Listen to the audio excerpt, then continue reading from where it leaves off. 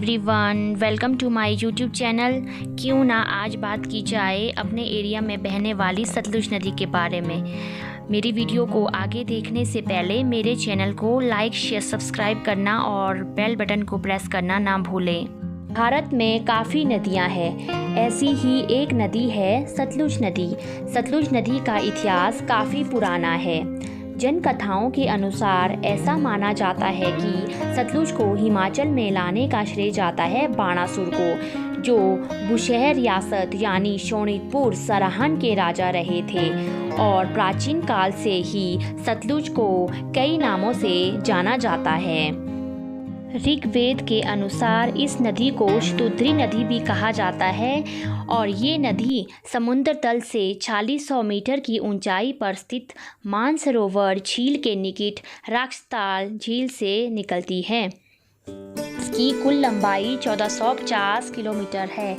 पर्याप्त जल मात्रा और तीव्र प्रभाव होने की वजह से इसे और इसकी सहायक नदियों को हिमालय का पावर हाउस भी माना जाता है। हिमाचल प्रदेश में किन्नौर, शिमला, मंडी, कुल्लू, बिलासपुर डिस्ट्रिक्ट का एरिया और पंजाब में रोपड़, हरीके, फिरोजपुर और लुधियाना जैसे शहर सतलुज नदी के किनारे बसे हैं।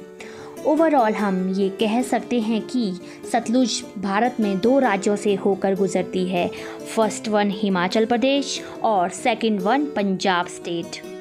सतलुज नदी पर कई जल विद्युत परियोजनाएं बनी हैं, जैसे इंदिरा गांधी परियोजना, सरहिंद परियोजना, कौल परियोजना, नाथपा जाखड़ी परियोजना, भाखड़ा नांगल परियोजना और इसी तरह कई डैम भी बने हैं, जैसे Kol dam, Bhakra dam, Baspa dam. अब बात करते हैं कि सतलुज नदी किन किन राज्यों से होकर गुजरती है, कहाँ उत्पन्न होती है, कहाँ जाके गिरती है और इसकी कौन कौन सहायक नदियाँ हैं। सतलुज नदी तिब्बत में राक्षताल झील से निकलकर 450 किलोमीटर की दूरी तय करते हुए भारत में प्रवेश करती है। जब ये तिब्बत में बहती है तो इसे स्थानीय भाषा में लोगचेन खंभाव या लंगछेन जंगबो के नाम से पुकारा जाता है। जब ये भारत में एंटर करते हैं उसी के बाद इसे सतलुज नदी के नाम से पुकारा जाता है। सतलुज नदी किन्नौर में शिपकी दर्रे से प्रवेश करती है और किन्नौर को 2 भागों में बांटते हुए आगे बढ़ती है। किन्नौर में सतलुज नदी की सबसे बड़ी सहायक नदी है स्पीति नदी, जो लाहौल स्पीति की ओर से आती है और जिस स्थान में ये नदी सतलुज नदी से मिलती है उस स्थान को खाब कहते हैं। और में सतलुज नदी की अन्य सहायक नदियाँ व खड्डे हैं, जैसे बसपा, रोपा, तिरंग, दुलिंग, यूला, सोलडंग आदि। 130 किलोमीटर का सफ़र तय करते हुए सतलुज नदी शिमला ज़िले में प्रवेश करती है, रामपुर के पास चौरा नामक स्थान में, जो ज्यूरी के निकट स्थित है। ज़िले में बहुत सारी खड्डे इससे मिलकर इसका आकार और भी बढ़ा देती है, जैसे पशाद, नोगली, भैरा, किंगल, शोभान, सबरी, सेंज आदि। और शिमला के बाद सतलुज नदी सोलन और कुल्लू की बाउंड्री एरिया से टच करते हुए मंडी डिस्ट्रिक्ट में एंटर कर जाती है, जहां कूपन नदी इसकी सहायक नदी है। और मंडी से होते हुए ये नदी बिलासपुर में पहुंच जाती है।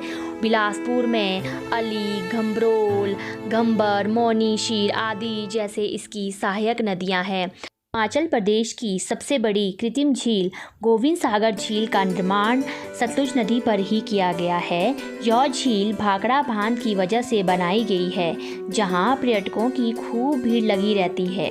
भाखड़ा बांध से होते हुए सतलुज नदी नियर नांगल पंजाब में एंटर हो जाती है और पंजाब में आगे बहते हुए ब्यास नदी में हरीके नामक जगह पर, जो अमृतसर के साथ है, सतलुज में मिल जाती है। दोनों का संगम भी सतलुज ही कहलाता है। सतलुज नदी पंजाब में बहने वाली 5 नदियों में सबसे अधिक है। आफ्टर पंजाब सतलुज नदी पाकिस्तान में एंटर करती है। पाकिस्तान में चनाब नदी से मिलकर आगे बहती है और लास्टली ये नदी सिंधु नदी में समा जाती है। सतलुज नदी को सिंधु नदी की सबसे पूर्वी सहायक नदी माना जाता है और एट लास्ट ये नदी अरब सागर में जाके गिरती है।